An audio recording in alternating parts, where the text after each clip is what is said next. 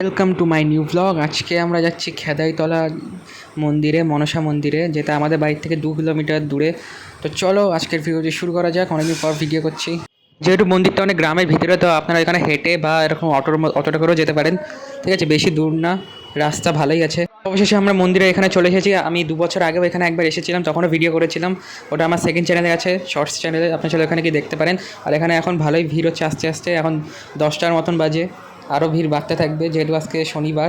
এখনো পুরোপুরি কমপ্লিট হয়নি, আস্তে আস্তে মানে কাজ চলছে খুব আস্তে আস্তে। আর ভিতরে এখানে একটা গাছ আছে, এই গাছের এখানে সবাই দুধ কলা এগুলো দেয়। এখানে অনেকেই একবারে পুজো দিতে পারে। এই দেখুন এখানে পুরোহিতরাও আছে এখানে। আর যেমনটা বলেছিলাম, এখানে মন্দিরের ভিতরটা এখনও পুরোপুরি কমপ্লিট হয়নি। এটা দেখতে পাচ্ছ প্লাস্টারও হয়নি, নর্মালি ইট দিয়ে গাছা রয়েছে। আর এখানে একটা গাছ, ওই গাছটায় পুজো হয় আসলে। এই গাছে এখানে দেখতে পাচ্ছ সিঁদুর দেয়, তারপরে মালা, ফুল মালা, এখানে অঞ্জলিও হয়। আর বাইরেও এখানে শিব মন্দির আছে, ওটাও দেখিয়ে দেবো আমি লাস্টে। এখন বাইরে যে পুজো দেওয়া, অঞ্জলি দেওয়া হয়ে গেছে, বাইরে এখন প্রচণ্ড ভিড়। শিবলিঙ্গের কথা বলেছিলাম, এই যে সেই শিবলিঙ্গটা, এখানেও অনেকে দুধ কলা এগুলো দিচ্ছে। একদম জাস্ট মন্দিরের পাশেই, ওই যে মন্দির একদম পাশেই এখানে একটা গাছ আছে। এই গাছের এখানেও অনেকে মোমবাতি জ্বালাচ্ছে।